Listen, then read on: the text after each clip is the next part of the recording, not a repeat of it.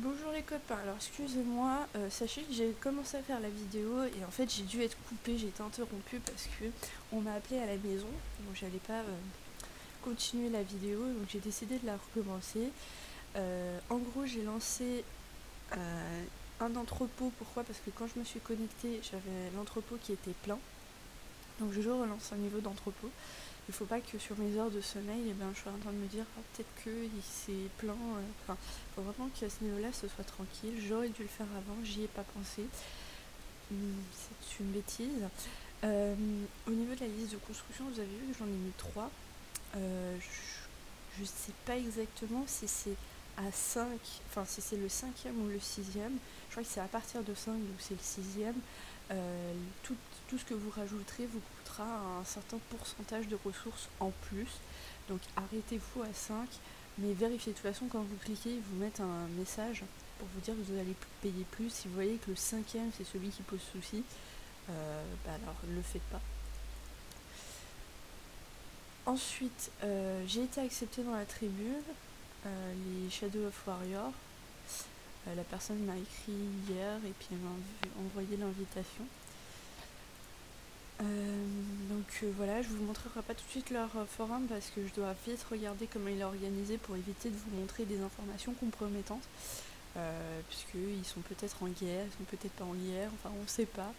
Donc pour éviter que vous voyez des informations qui seraient compromettantes et que du coup des tribus ennemies en profitent pour venir sur mon stream rien que pour ça, j'en serais très triste. Et du coup, ça me gâcherait un peu ce que j'essaye de faire. Du coup, voilà. Sinon, durant la journée, je vais up les mines. Comme dit, vu que je serai pas là aujourd'hui, je continuerai à gérer avec mon petit téléphone magique. Et je sais pas si j'atteindrai les camps de. Enfin, les mines 15, 15, 14. Je pense que oui, mais je suis pas sûre.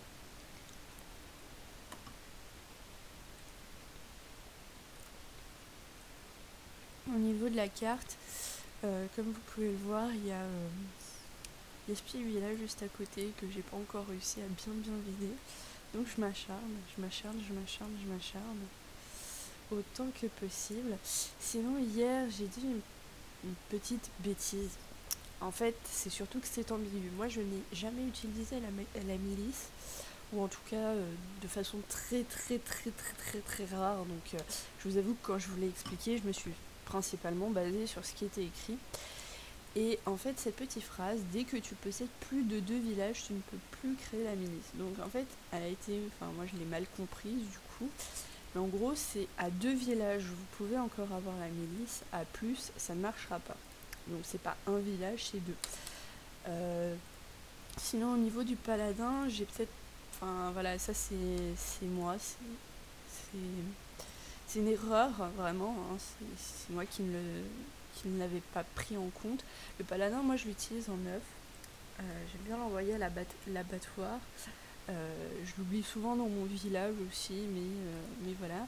Enfin, pour moi, le paladin, enfin, c'est tellement une unité toute seule que quand vous atteignez les 200 villages, il y a des périodes où vous savez où il est, puis il y a des périodes où vous savez pas où il est et vous vous en foutez. Euh, mais bon, après, c'est moi qui joue comme ça, tout n'est pas parfait, hein. Mais le paladin n'est pas. Enfin, sur un monde à objets, donc pas les mondes comme ça, mais sur les mondes à objets, il peut être très fort en neuf parce qu'il y a des objets qui vont lui donner des bonus sur les autres. Par contre, sur un monde sans objets, ça va être un peu plus compliqué parce que sa principale utilité va être de réduire les temps de déplacement de vos unités qui soutiennent. En fait, le paladin, quand il est mis dans un groupe, en soutien en tout cas, il réduit en fait, enfin il adapte tous les déplacements à son temps de déplacement à lui. Donc si vous lancez, je sais pas, des lanciers et des épées qui sont des unités assez lentes, elles iront aussi vite en fait qu'un paladin. Donc dans un monde sans objet, c'est super fort en défense, donc il sera plus défensive. Sur les mondes à objets, il faudra vous adapter à vos objets. Vous verrez, si vous avez un objet qui donne, je sais pas, je crois que c'est 20% d'offensive à vos guerriers à la hache, bah utilisez-le en neuf.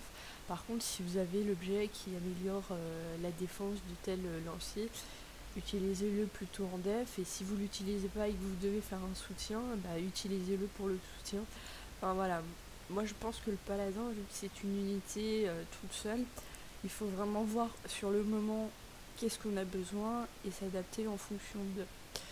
Euh, si vous êtes sous attaque, vous avez 200 attaques qui arrivent sur vous, je vous conseille de le garder dans votre village, ce sera plus simple que de l'envoyer attaquer votre ennemi.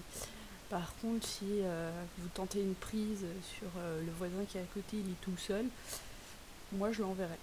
Après, vous trouverez des joueurs qui seront pas d'accord, etc. Mais de toute façon, sachez que GT n'est pas une science absolue. C'est-à-dire que vous pouvez très bien développer des stratégies qui vous appartiennent. Après, il y a forcément celles qui sont plus ou moins gagnantes, etc. Il faut prendre en compte beaucoup de choses pour réussir à mettre vraiment en place une bonne stratégie. Mais sachez que c'est pas une science absolue. Au fil des mises à jour, on développe des nouvelles choses. On peut aussi changer un petit peu pour gagner sur d'autres plans. Enfin, voilà. Partez pas du principe que si vous lisez les 4 gros tutos de GT, vous allez savoir tout. C'est faux. GT est vraiment malléable selon votre propre style de jeu. Donc voilà. Je vais m'arrêter là parce que j'ai eu des retours comme quoi les vidéos étaient peut-être un peu longues. Je vais essayer sur mes prochaines vidéos de réduire le temps de parole et du coup du jeu. Je sais pas encore comment je vais le faire, peut-être en ne passant en fait que 2 fois et en disant ce que je fais durant la 3e fois que je passe, parce qu'au final il y a toujours un des 3 passages où j'ai pas grand chose à vous dire. Et du coup je pense que je vais faire comme ça, j'en suis pas sûre, vous me direz ce que vous en pensez, de façon à ce que je puisse, que je continue ou que je change ou que je m'adapte en fait à vos besoins, à vos envies. J'essaie vraiment de trouver le meilleur format pour vous. Et du coup voilà, mais je vous dis donc à demain. Voilà, pour aujourd'hui je ne passerai plus, je serai trop morte pour. Donc je vous dis à demain et je vous souhaite une très très bonne journée, profitez bien de votre samedi.